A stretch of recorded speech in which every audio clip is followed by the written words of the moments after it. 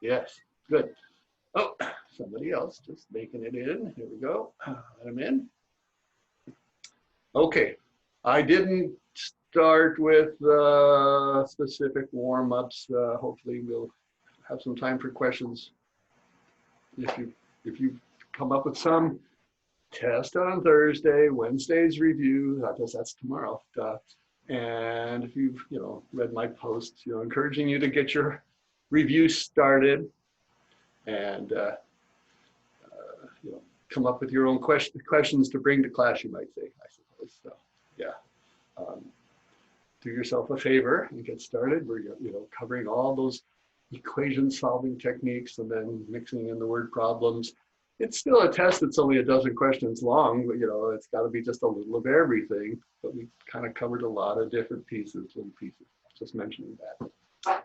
Okay, well, the added thing we've got to add to our knowledge base here today is that new idea within the 3.4 section on geometry that's called the Pythagorean theorem. And I previewed it briefly last time, just said it's got to do with right triangles.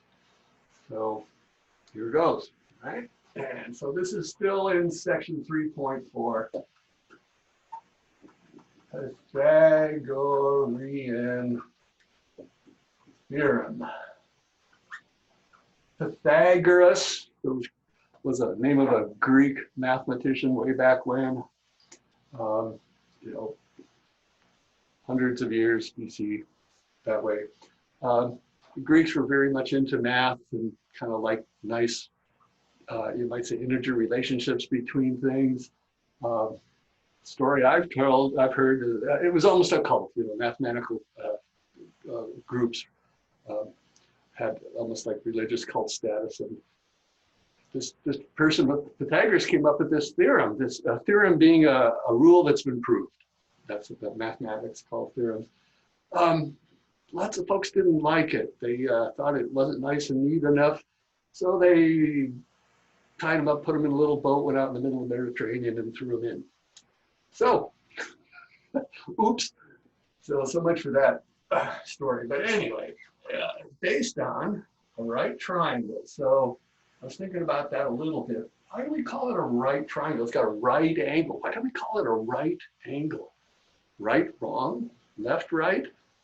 Closest thing I could come up with was, that phrase, righting a ship. Making your ship maybe perpendicular to the water or something like that. That's my best guess. There's something I could Google sometime. Where does that term right angle come from? But anyway, right triangle is a triangle that has one 90-degree angle in it, right? One right angle in it. And so starting there, we kind of give some general names and a specific name to the sides of a right triangle. The sort of the two that make that right angle we refer to as the legs. But the special one is the one that's across from the right angle, always the diagonal, and it's always got to be the longest side. You can think about that for a little bit if you want. It's got that funny name, hypotenuse. Hypotenuse, I'm not sure where derivative of that is, but the hypotenuse is that diagonal side over there. And that's the one that's kind of important to know the difference, which one is the hypotenuse. We're going to find for our theorem, our formula we're going to come up with, the legs are interchangeable. It doesn't matter which one's which. All right. Well, what this gentleman did was figured out that there is a relationship that is between the sides in any right triangle. And it can be described by his Pythagorean theorem formula. And usually in presentation, we say, let's call this A, let's call this B, and this, the hypotenuse is side C, just to get started. It could be any three letters, X, Y, Z. Then it'll be important which ones you kind of refer to in your formula. And the theorem says that if you square A, I'm going to stick it over here. if you square that length and you add it to the square of the other leg, that equals the square of the hypotenuse side. So this number squared plus this number squared equals that number squared.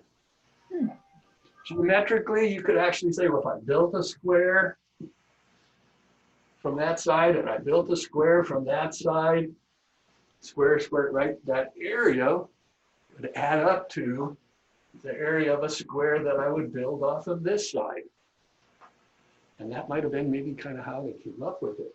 And I think that probably was very helpful in them building structures and being able to say, oh, okay, we know we got a good right angle corner if we've got this kind of relationship between those side lengths. Well, so what does that mean? We're going to get triangles where we know 2 of the 3 side lengths, and we're going to be able to use this formula to figure out the missing side lengths. Right? Got to know 2 pieces. There's 3 numbers in there. Got to always know 2 out, only 1 unknown, 2 out of the 3. Before I go too much further, I just want to say sometimes you'll see this triangle oriented differently. And, you know, like here I try to make it look like I purposely put it upside down or turned it on its diagonal side. You always need to be sure that you understand which side is the hypotenuse. That's important here in my formula. I've got to point that out. The hypotenuse number is the one that's alone on the other side of the equation. Those are the 2 legs. Square them and add the legs together. So that's important part as far as the setup. So yeah, here's my C down here this time, right? Just happened to turn it around. So I just want to make sure, you're saying that the Pythagorean theorem only works with right angled triangles? Exactly, only right triangles. Yes, there's nothing special in any other shaped triangle that works this way. There are more complicated formulas for finding the missing side lengths, but that's beyond us. We're not to worry about that. Only right triangles, yes, only right triangles.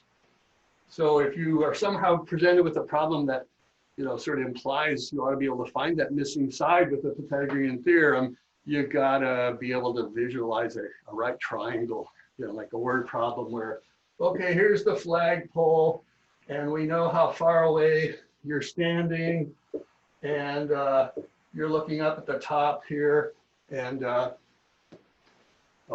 I'm getting ahead of myself. It's like, oh, you can figure out how tall the flagpole must be or something like that. No, a little too abstract yet. We'll get there.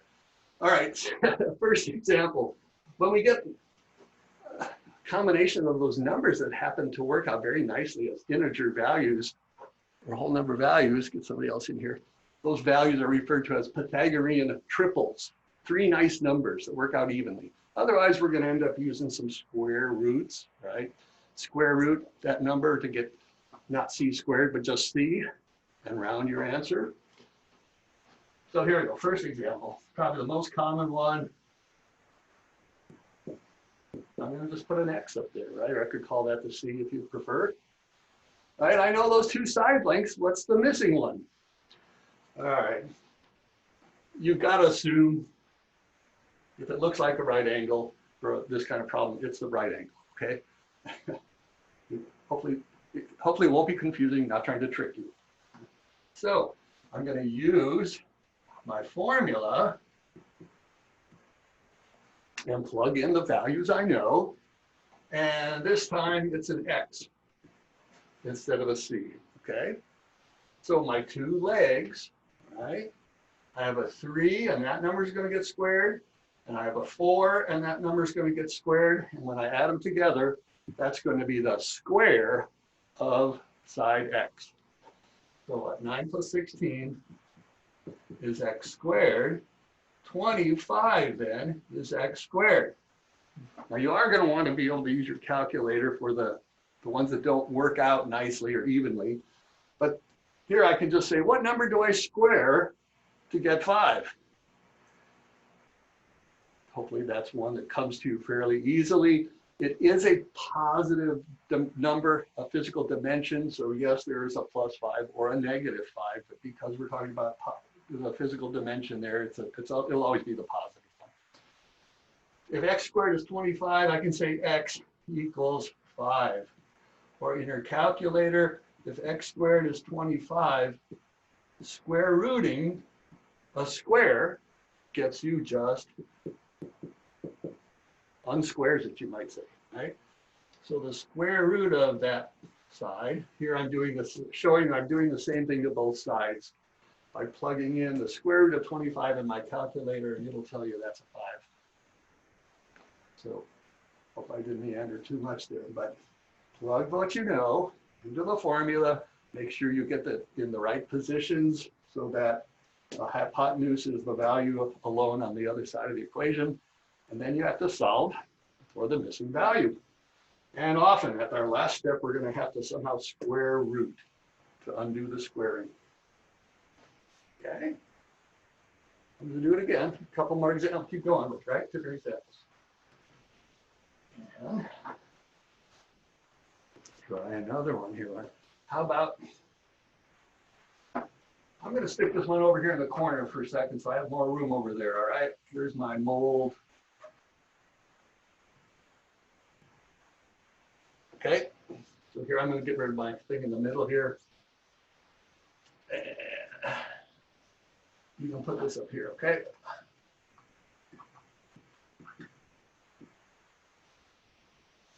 And this one will hypotenuse. All right, so how about one? Another thing you just kind of always got to know about the drawings in MOM or even textbooks, they're not really to scale. Maybe there's an effort made to look a bit to scale, but it's supposed to basically the shape that we're after that. Oh, it's a triangle and it's a right triangle. Okay, so I'll put C up here. Oops. Find that missing side length. If this makes any sense to you at all, can you set up that problem right now for yourself? When working with formulas, it's always good form to start by writing the formula, right? If you were doing paperwork, handing it in, we'd expect you to do this and then show that you're going to plug in your numbers and then do your work below it. You see again that I've given you the legs, and it's the hypotenuse that we don't know. So I could put a 5 in here and a 12 in here, and that'll be the square. Notice these get squared individually. I don't add them together and then square the result.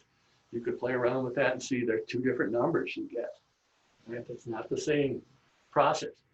Let's square each of those. Calculator if you'd like. Add them together, and I get 169 is the square of my C length. If I square root both sides, I get C. You know that number? You know what's the square of? What's that the square of? Do you know that one?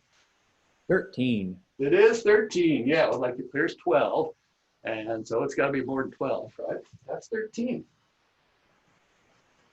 Once they get much bigger than 12, lots of them we don't know, just the top of our heads. Unless you're a math teacher. Yeah, plug them in. Hopefully you set that up correctly. That's kind of the big deal there, okay? Another nice set of Pythagorean triples, nice whole numbers for those values. Nice to start that way.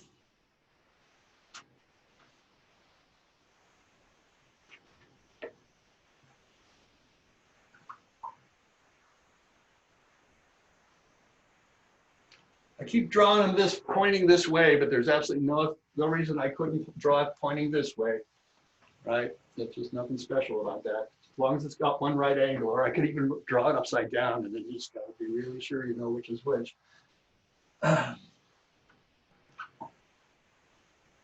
Here I'm being nice and putting in the same letters as the formula for you. This time it's one of the legs that's unknown, right? I know the hypotenuse value. All right, Find the missing side. I know two numbers, find the third. A squared plus 15 squared has to equal 17 squared. Oh dear, what do I do? Well, let's square those numbers. This 15 squared, probably using your calculator. I think that one's 225. Is it 389, 289? I'm gonna get it wrong. 17 squared, 289, yeah. There we go. What do I do? I got to get my A alone, just like solving any other equation. Get your variable alone. Oh, that means this time I'm going to not add something. I have to subtract that 15 squared. I'm going to subtract this and get that A squared is 64. If the square of A is 64, what is A? Square root of 64? You know that one, I hope.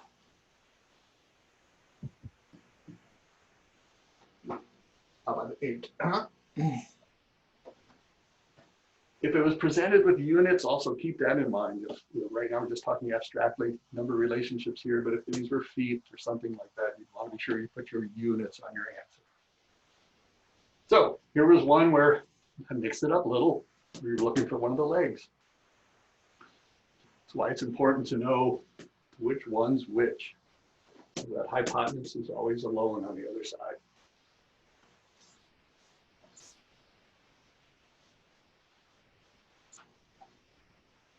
All right, I'm going to make up something that doesn't work out so nice unless I can pretty easily make up something that doesn't.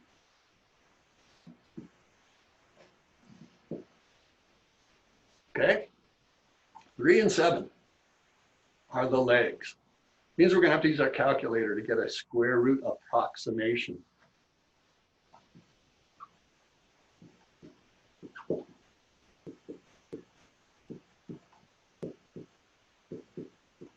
And we can sure hope that you get good instructions about rounding. How many decimal places are we going to round our answer to? Okay, 1 decimal place. Nearest tenth place, 1 decimal. Round your answer. Okay, so my legs, right? So I've got 3 squared plus 7 squared is, well, in this case, x squared, right? So 9 plus 49. 58 is x squared. So now I want the square root of 58 is my x value. And that is, well, it's going to be a little more than 7, that's 49. A little less than 8 is 64. Somewhere between 7 and 8, 7 point something. Okay, so this is practice time for you too. Right? Can you use your calculator to find the square root of 58? Again, I mentioned like last time, it's usually the second function of one of your buttons, unless, different calculators are set up differently. Look for it to maybe be the second function. And then round it to 1 decimal place. All right, I've got 7.61577, blah, blah, blah, blah, blah. I've just, beaten on this, whatever the better term for that would be. I want to round to 1 decimal. So my test digit is what we call it, right? Is always the one to the right. The one to the right tells you, is this closer to going down to 6 or closer to going up to 7? 5 or above goes up. So it's definitely going to go down, stay at 6. So 7.6. What we're looking for is the rounded approximate answer, 7.6 units there. Okay. Hopefully that rounding is going to come up when we deal with rounding percents and rounding Pythagorean theorem answers like this. All right, so so you know you lost partial credit for not rounding correctly. Maybe you lost a point out of 8 points or something like that on the problem sometimes. Function be good at rounding. All right. And I just made up two numbers. I have no idea. Did you set that one up? Call it C, whatever, as long as you recognize that's the hypotenuse, okay? Can you do this one and round similarly to the 10th place, 1 decimal?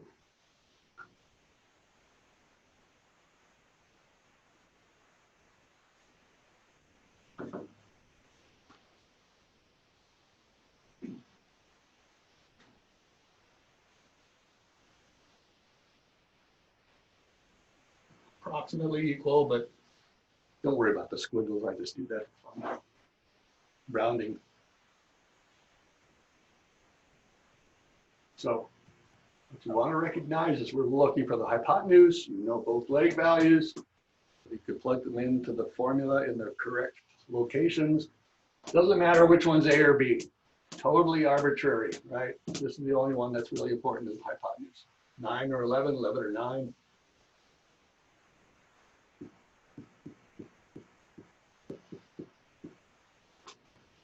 Hey, that's what you got to get first. 121, you know that one? Add them together. 202.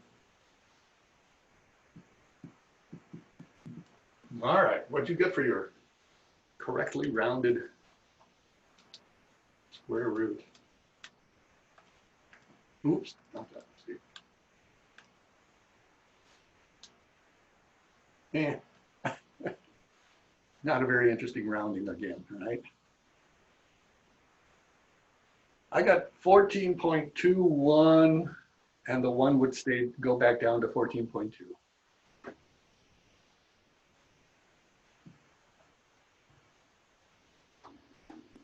Anybody having trouble with that?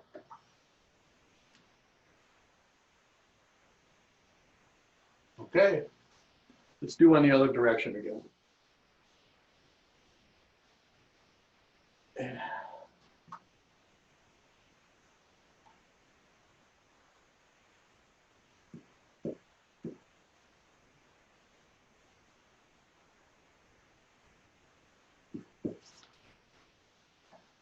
Mixed it up, turned it around. What do you know? What don't you know?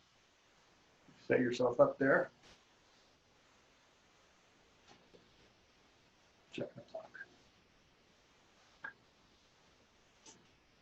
So sometimes, especially if somebody like me drawing the triangle, you know, well, hopefully it's got to always be clear where the right triangle, right angle is, because it's the one across from it. That's the hypotenuse. That's always the long side.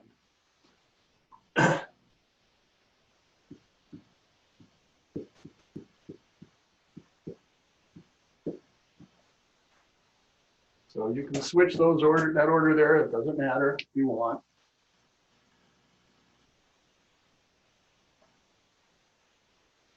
Just did this number a minute ago. I happen to know that one. Maybe you do too. Use your calculator. That's a 2 down to Z. I'll be careful here and do the subtraction. Right, we gotta get the X alone. So, is that somebody with an answer? Yeah, I got 456. No. Minus 169 equals 456 is X squared. But I'm not done then, right?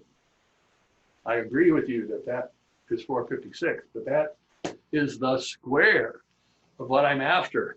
And that's, unfortunately, always, I see it always. Somebody makes this error on the test, they stop there. That's not what we're looking for. I have to now square root. I have to undo the squaring, the inverse or opposite operation.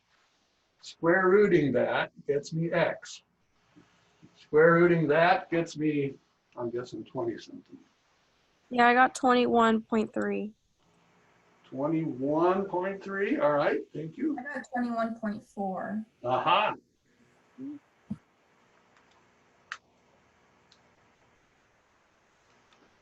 My calculator says 21.3541. Whoever that second voice was, I'm going to go with them, with you. Round this to 1 decimal place. It doesn't mean just throw all the rest away. It means you have to look one more to the right. This one decides whether you're going up or down. 5 is more than halfway, is halfway, we go up. So 21.4, okay? Please don't feel bad if you did that one wrong. This is why we're doing it, right? To get good at understanding how we round. And even if that was, 21,305.40, 54. If I was rounding to the thousandths place, right? The thousandths place. Nope. I guess what we did over there, round to the hundredths place. Let's say if I wanted to round to the hundredths place, I still look at the 5 and say, oh, the 5 is going up. So 21,400 is what it's closer to, and I just have to put in the extra zeros. This is if we were dealing with a big number on the left of the decimal point. But here it's the same rules though for decimals. Okay? Hopefully most everybody though who was in that neighborhood got close to that. You're understanding how to use this formula.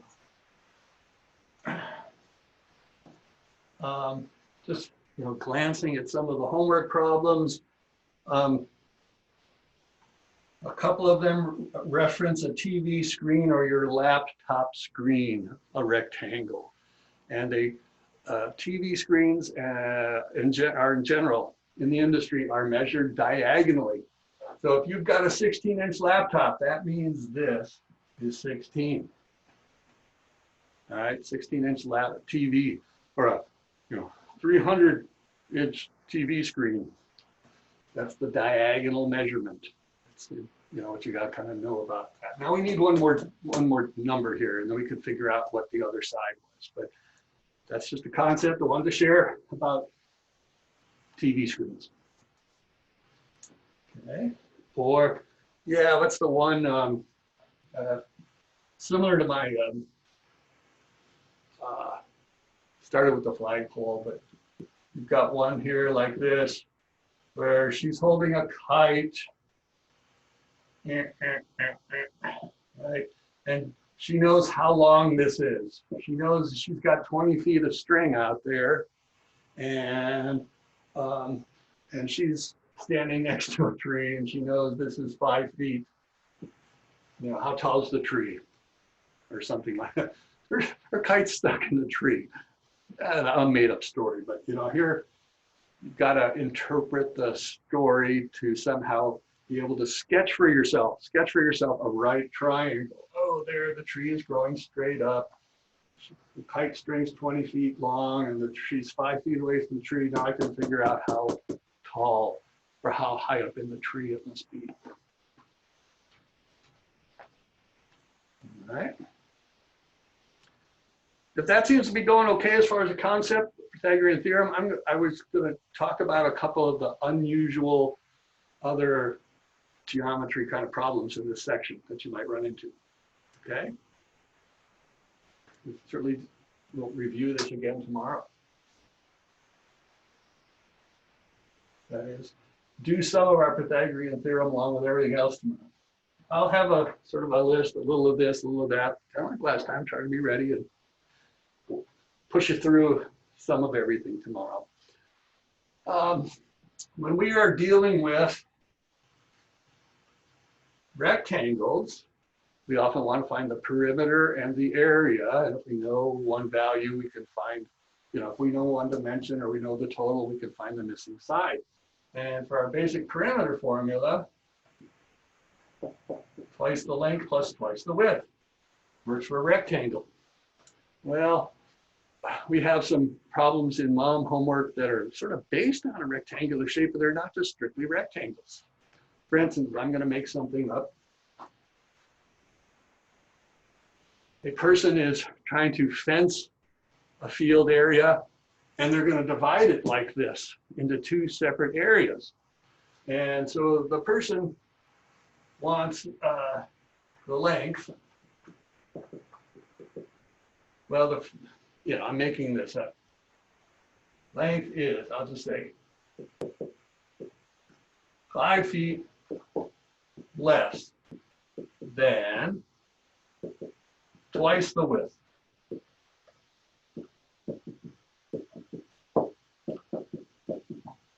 Total fencing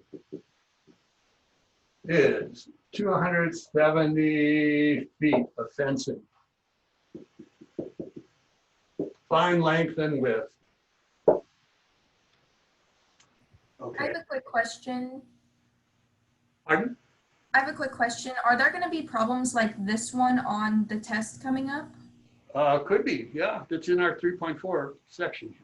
Okay, thank you. Yep, that's why I'm doing it.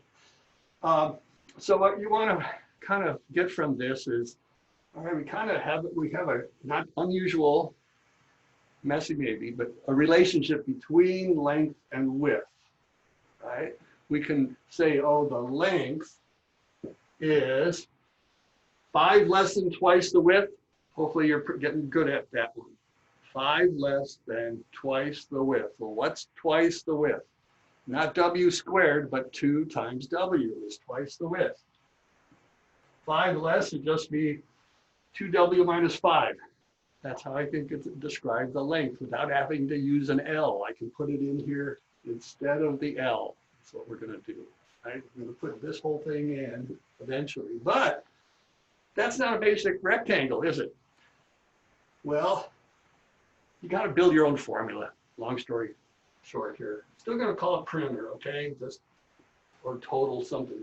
How many lengths are in this drawing? 1, 2. Still 2 lengths. But how many widths of fencing are there? 1, 2, 3. This formula you kind of make up for yourself has 3 W's in it. That's what I'm getting at here. Look at your picture. They usually always present a picture. And try to construct your own formula like this based on how many of those different sides there are. Now, once you've got this, and if that makes sense over there, now I plug my values in. My total is 270. And that's going to be twice the length, but this is the length, right? 2 times, I need the parentheses, and then plus the other 3 W's. So there's a formula with only one kind of variable in it, just the width, because I was able to describe the length in terms of the width. So now I have to solve for the width. Now I can figure out the length. Distribute. Right, 2 of each. 4W minus 10. All right. Got a bunch of W's. Those aren't like terms. Put all your W's together. 7 W's minus 10. Hopefully this part of it, we're solving the equation. Don't care about the story too much. I'm going to add 10 to both sides. That gets me the 280 is 7W. And if I divide that by 7, it gets me W is 40 feet. Watch your units, right? You need units in this problem. W is 40 feet. Oh, okay, I'm supposed to find the length. Any problems with just solving that? Any issues with solving that for the W? I've done so far. Right? Come up with your formula specific to the problem. Substitute in if it needs parentheses. Careful about that. Distribute.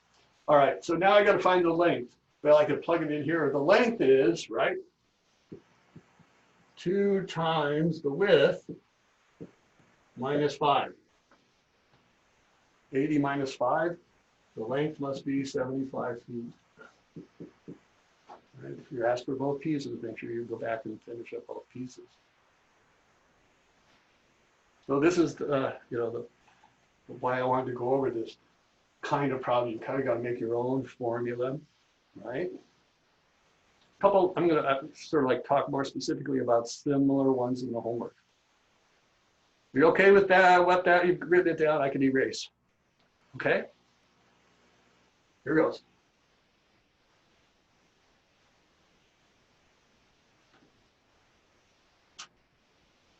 I'm not going to solve it, but I'm going to sort of help you analyze it, okay? Here's one that they kind of like to put in. I've seen it in other textbooks. Somebody's doing something similar, building a corral or fencing against the riverfront property, right? They're up against the river. So they're building something that looks like this. Maybe. I forget in the homework how many pieces are inside or not. Oh, it's kind of a rectangle. So I'm going to build my own formula for the total, right? We're not looking for area, we're just adding up all those different side lengths. It is kind of like perimeter, okay? Well, I'm going to call it perimeter, total fencing. How many lengths in this shape?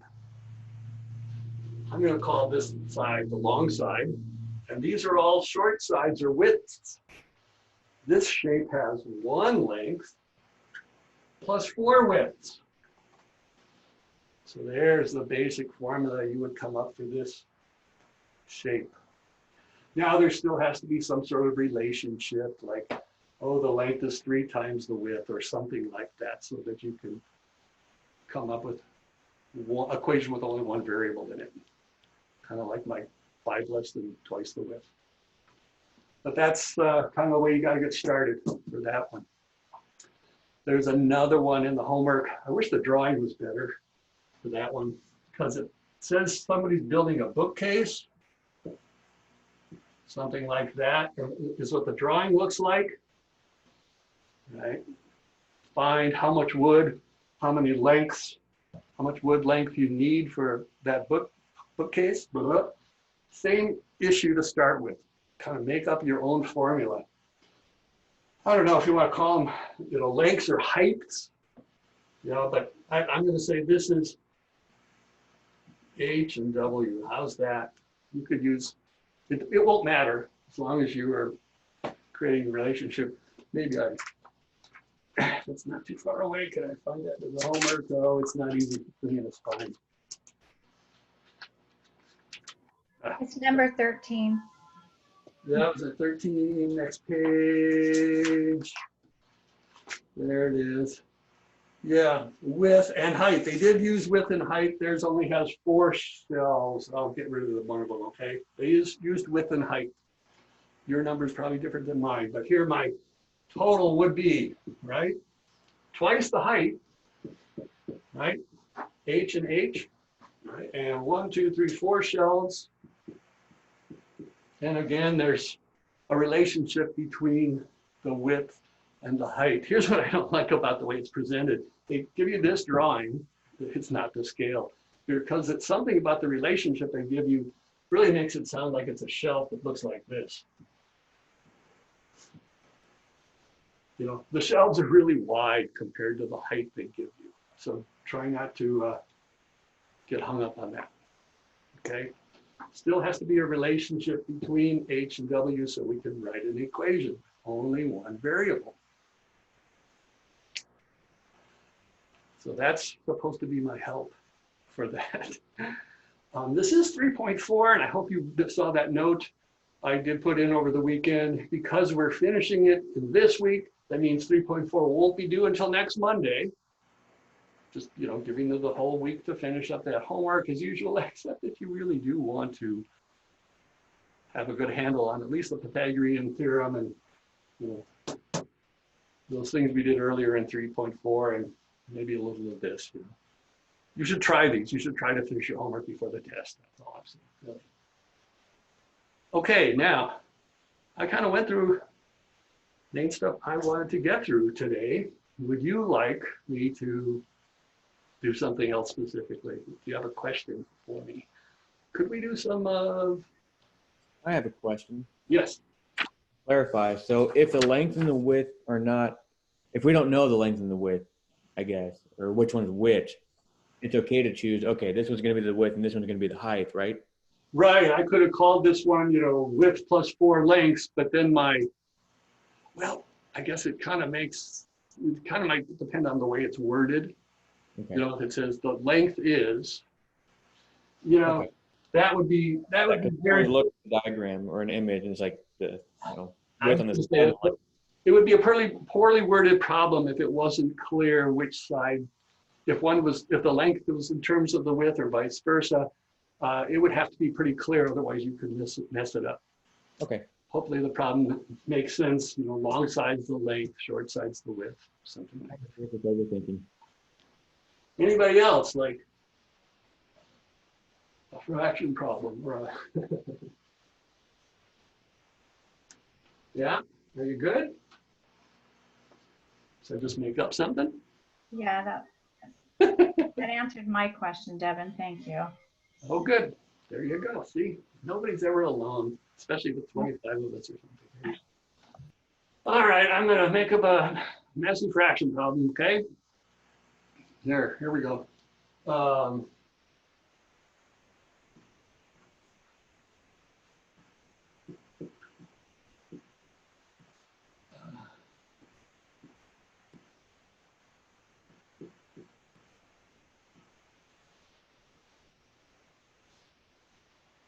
Hmm?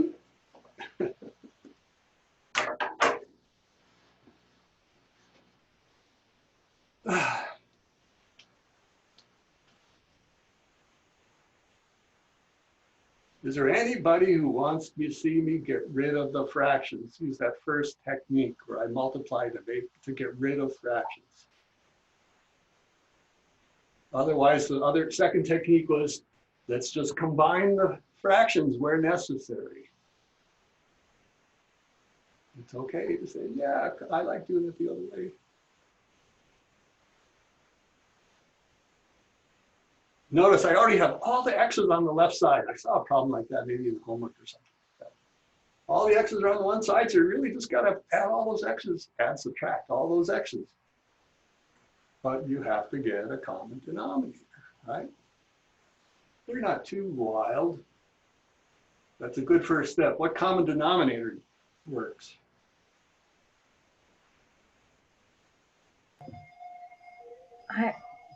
I'll get that. 24. I think 24 is a good common, is the lowest, yes. Right, 6 times 4 and 8 goes into it, yeah. 24 would be a good denominator. It's only the fractions that you need to get a common denominator for. You don't have to touch the 10 over there. Right? All right, get your common denominator, add them together, add, subtract, and add, whatever. Plus, minus, plus.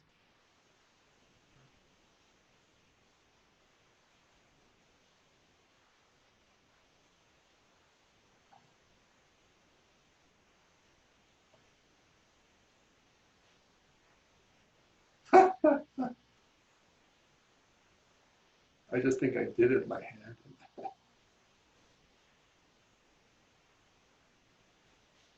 You get this? I did it. Hopefully I did it right. Did you get to that?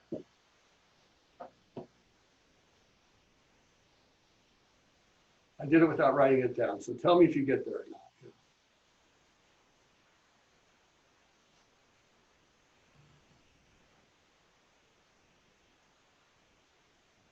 Sorry, I was that much faster than you.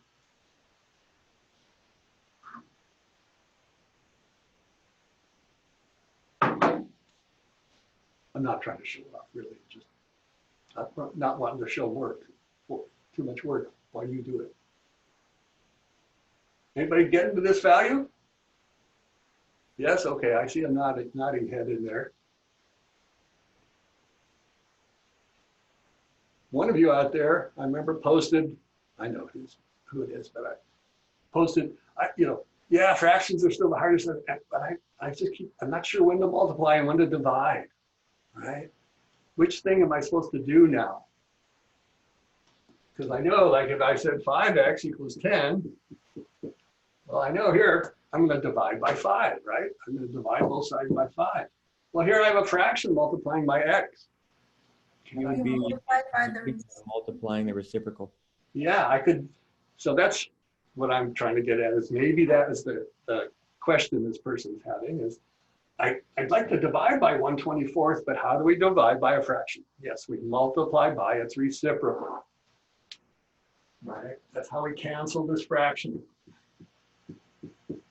And I just by chance came up with this very simple fraction when I made up these numbers.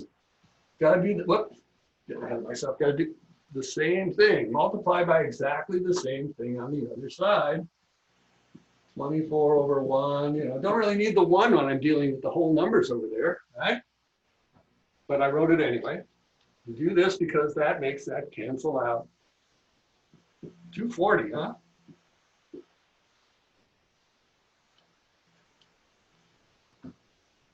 That go okay? Hope that went okay. All right, well, I think we're close enough. Tomorrow is review, and like I say, I'll come with a few just, you know, some basic equations, distributing, add, subtract, fraction review, and we'll definitely do some of our, word problems to practice that again, and including our geometry here at the end. We'll do some of those. We'll do all that tomorrow. If you are getting started on review and you run into something you really have trouble with, that's kind of great if you would bring that question to class, you know, and that helps us to know what to practice.